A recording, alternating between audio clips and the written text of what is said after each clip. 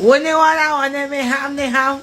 Wone wana me konyenko. Twepia si wana watame no kwan. For cham o jam katabo everyday. Ogo me to me ko. Ghana for mo study we on. Obi obeso yetim de nyame so yetia no. Enkwasiafo bi omo form me alliance. Ya chumu ni ekua petene ne enkwasiafo. Omo come to farm here.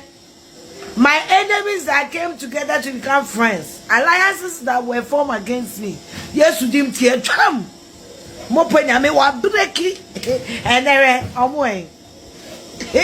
Moko. Imagine sira mesremo.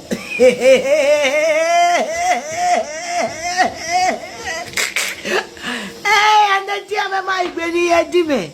because of mo. Na mo ka sa mo yeme. Mo di chasiri Isaiah 60.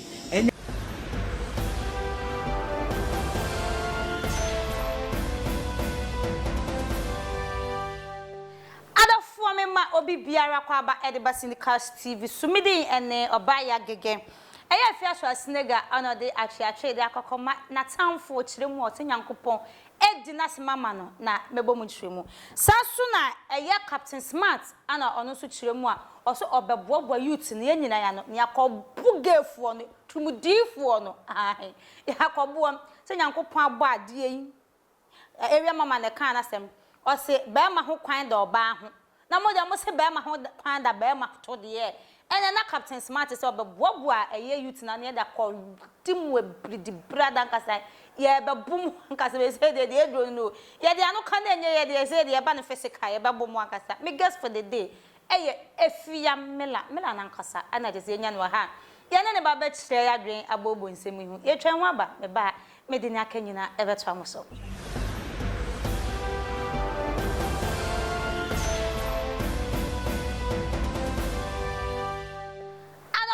kwaya masanso ababio na yedemo starting efia snega ochiremu a yankopon edi na semama no na nwoma oto ya odi igbo ekutie we die enwom no sedan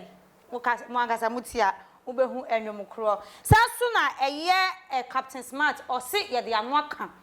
ya ye biala ya bompa ye biala still na tumu na pese ekoso Ghana hade a ano be gwa youth na no ne yakobo mankasa se hu obi oye gay na lesbian na utumi bobo no Captain Smart ano ode aba beto ho no me guess for the day eye efia mela ono na chese yenya no yentem a yene ne ba betwetwe komo edi komo ne a kire adwen so ede afa ho abahema na ti say ame adome ho ye won so e enso me ho ye de na black yi di ya shada na si yebu efu yebu di efu because tumu di de aden sister kotie da ho na usu be di trumu dia plan ble e tweda ho aye di kotie rema bra why ada na person lesbian yensa ya do wa se otwem nyina bero u bebia bero o ye krampa na wa wode na ekowa no se ase na lam so mo pa wo bia wo ma me chahwefo ne enko me fasa akonya we su nchi asindika hwahwefo nyina se dia de bia kan mo like mo subscribe na mo comment mo wi anu ma sa hye se na fofofo nsu benye bia hwe no mo so masa wo so ama nkofo pofo na emom emamu ndidi ya atem na ye de ya adwen na ye kire ya dwen na ye de ye kire efia so snega ana melae odi ehurisi di asana nwum bi obo te se enwum mu de nyame emukre de no anwum na kura no ohu se de o start akọ wie fia ebi eduro nie oba ya gege si we nyame hirawa ni we hira otamfo no ye kra ye kwa nyame ehwe aswa pa o hwe won se onu krampo no de no ho no se we di na tamfo so nkunim ni kura nwum no ohuto na enyi de mbrozo no na enyi agya brozo nti enwum no ohun to batinya message ohun ntokwa ko a onku bi ma onwu asem ka onke bi ma nti enyo gya ntokwa ni ma anyame no eye enehwe bebi akwa wie tesi ano efi aso ne mesbe o beef oni tornado beef ena mesbe nso adamfo ni tornado na eno amumienu ase twa mo ho beefo nti ne ese ka ma na efi aso ano na oye nipa ben eni na wo dwen ho a wonti ase na me nso me dwen ho a me nti ase nyina etu ebeka so ye befo nso ebia no onye before poni nyame oye nyina ne bia nyame osom no sa nyame no ye ti asefo ebia we mo be yo sister yesi ya wade nyina ho kwan batenye nyina na efataye omo ya batankosi aga nkrofo adodro mu na efi ahwasde ga ekun but still oda so gina ne nan so when we be kun we be kwakotai baako echi etire na de okotai baako echi no we twa ne ho ne nipa foforo no ekun na efi ate ho nenti no nenti nyankopon na edi efi asema nana eno ni asem no ugidi ne nyankopon na hwana how Miss Bell uye nipa ben de bia me kan onko afa danfo a no mo ne wo ko me say so menti ase Miss Bell tornado be da Miss Bell say Miss Bell amba bonten amba be try de ntu ani tornado ku na ende tornado e kwan da ha ma so tumi di asem ne ye den e be to o ma obi ati bi onko akọ fefi adanfo one ne kun ye Tracy Kamiti ese na nya wadanfo no enso papa ni issue be mu ukodi ni koti wakodi efi atwa stega nso koti enti ade ntokwa pa na ni tornado ekun ewo de ho na moku eno de ginyame eno ni asem no se koti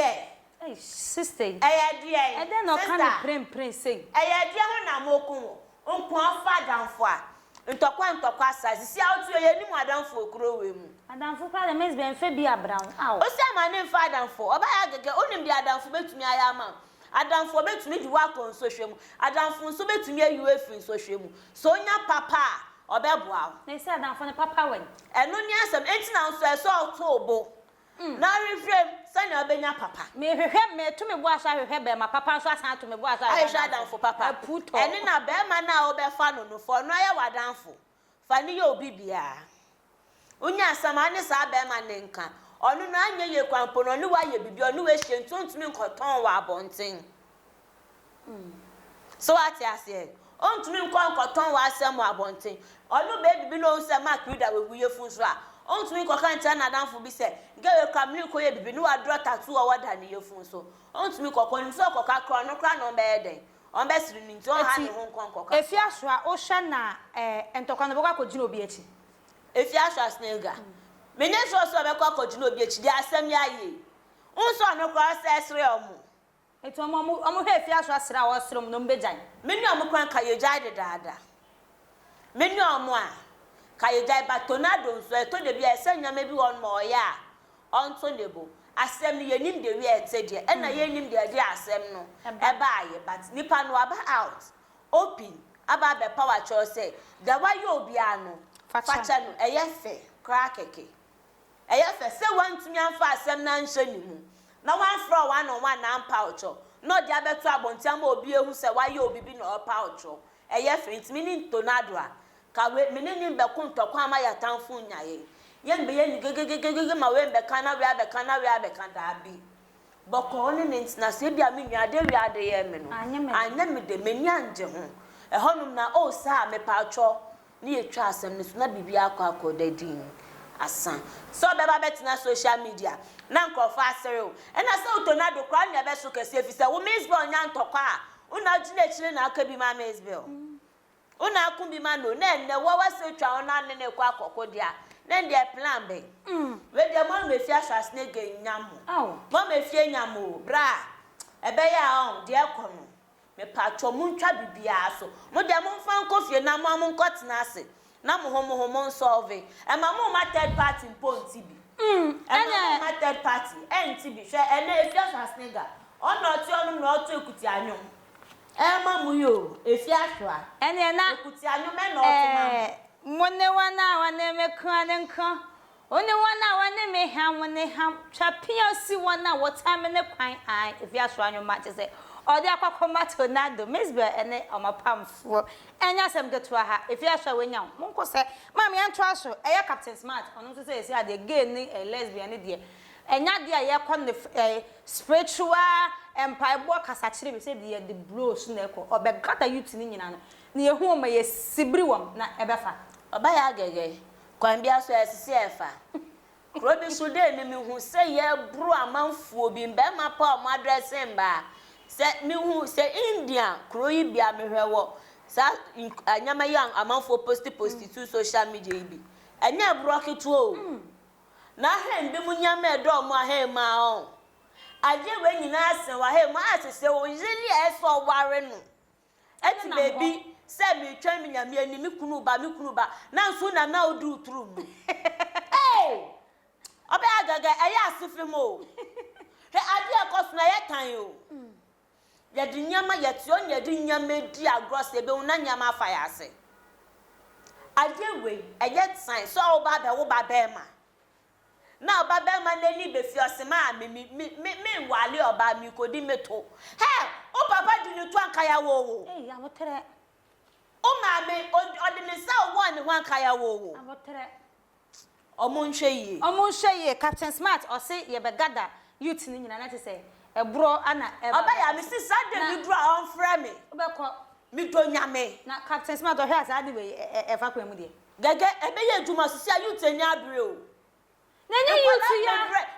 youth ya na ye sa omo anji nya adwuma no na eye na omo ni tiafo no na ye ka o ye na ma mi aso we gina ne na so na we tia se ha bebe jaw ye nyame tia sa de na nka we jai mame oba ya gaga ma wo ba na odi na fa nyame kwan so what church and the Bible ni sa nyama na nka me gye ndi sa kora no oba ya sa me mame bi etu ni ba fo asoso ane wa no be ye nti oba ye ne den enti so o hwe ne namfo ni omonam oh na to ne hofo utu ne fo efi sa na wa so na adwebo we tu fie oba eno ntu fie na o tu fie ni so na ka hunu se so for us amaka wasam na wasisa nyama efifiri no o ko no onan entu na ntimi fie o memba ne so mu nka memba hu na ye den say na so ko no nwi fie o ko no uni ebusu bi enu aka hu biom won ko akona ko bo bra uko na bibi ko ya owu na nyame bisa aka se ade wi a me ye ntina me ma me pamo me ma me si mitumi na mfifie mi ka hu se lebusu ane me nka ho enu no sami mi usia sto me kan na sa na bia oba ya gege se na obetina si atiti mit me poison wa ma wewu na nya mi bi sa mi sa da na ma poison me kun wo me me ma unkure drama wewu a me ma slow poison pon wa ka se ma shada se captain flat ekufu ado omunyi empenifo nyi ntu mu wie omunya nyi ntu mu ye enti ne se captain ka se ye gada ne yakobo mu dia mi uni se I say ne uko nso egubu osu no ade na ye nyi ntu mu ye crampo no ho onim amanfo ya eye wosumase ahe enye esewe nye nso ka kire na no obi dia bia video bi obi san ne maame akwa no se ne kokobu na epio se den yo ade ya ye di ankasa no ho once a pipe akese na ye dey connect eyi ye flashing toilet come man home no sana kwa ni tuna yo still na order so si be ma so a